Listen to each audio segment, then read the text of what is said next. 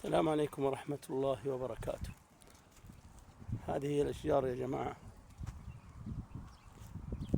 سبحان الله، تبقى خضراء وبهذه الأحجام الكبيرة، تبقى خضراء طوال العام،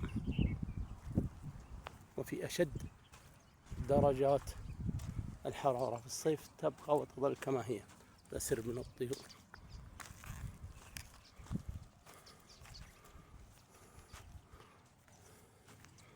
طبعا هذه دخيلة بينهم ذات الأشواء، خضراء كما هي سبحان الله في عز درجات الصيف، من دون تدخل بشر ومن دون أن تسقى قطرة ماء واحدة.